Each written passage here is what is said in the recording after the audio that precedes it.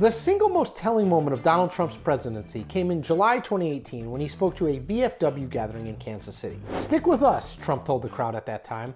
"Don't believe the crap you see from these people, the fake news. What you're seeing and what you're reading is not what's happening." Now, the idea behind the rhetoric was simple and a little scary. The only person to listen to on, well, everything was Trump. Everything else and everyone else was to be dismissed as either untrue or larded with some sort of secret intent or agenda. Simply put, Trump wanted to establish himself as the sole source of news and truth for his supporters, which seemed like an outlandish ask in the moment. After all, Trump, whether you like him or you hate him, has established a record as a proven liar, someone who adjusted and sometimes created facts to work for his own purposes. He was the last person in the world that you would think that people would put their trust in, and put their trust in alone. Well, listener, I am here to tell you that is exactly what has happened. Witness this response among Republican primary voters in a new CBS News poll to the question of who tells them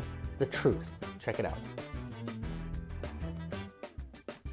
It's stunning, right? Donald Trump, he of the 30,573 false and misleading claims during his presidency, is more trusted by Republican voters to tell the truth than their own friends and family. And maybe even more stunning, Donald Trump is regarded as 30 points more trustworthy than religious leaders in the eyes of Republican primary voters. 30 points! But wait, there's more. Look at this finding among voters who say that honesty is a very important trait in choosing a candidate. Check it out.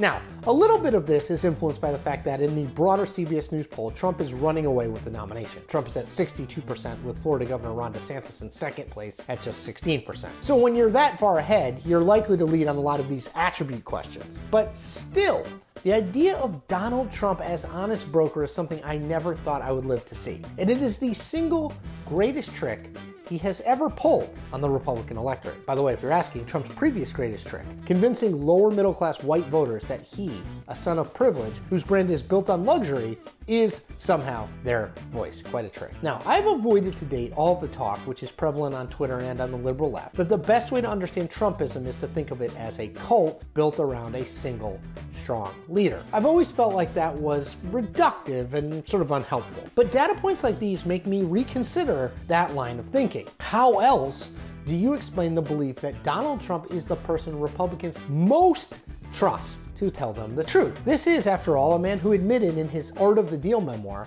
that he exaggerates all the time. People want to believe that something is the biggest and the greatest and the most spectacular, Trump wrote in his memoir back in the late 80s, adding, "I call it truthful hyperbole. It's an innocent form of exaggeration and a very effective form of promotion." There is no evidence anywhere in his public life, and certainly not during his life in politics, that he is a truth teller or really even cares about the truth. But while we're at it, there was another data point that jumped out at me from this past weekend. It was in a New Yorker profile, actually, of the DeSantis campaign. It's a little long, but I think it's worth listening to. Let me go through it. Even before its official launch, the campaign and its allies were conducting polls and focus groups to test various anti-Trump messages. Across several months, the source familiar with the campaign said that it consistently struggled to find a message critical of Trump that resonated with rank-and-file Republican voters. Even attaching Trump's name to an otherwise effective message had a tendency to invert the results, the source said.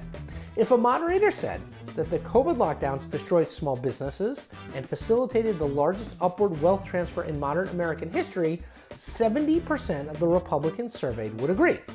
But if the moderator said that Trump's COVID lockdowns destroyed small businesses and facilitated the largest upward wealth transfer in modern American history, the source said, 70% would disagree. So solely by attaching Trump's name to a policy literally flipped the results. Again, nothing in there changed, but adding Trump's name to it. What else should we call that sort of blind loyalty to a singular figure? Yeah. So what? Yes, there have been politicians in the past who have inspired considerable loyalty. There was a level of veneration of Barack Obama, for instance, that was pretty remarkable. But it didn't even come close to approximating what we're seeing in this data for Trump. If this sort of stuff doesn't make you worried for 2024 and beyond, you aren't paying attention.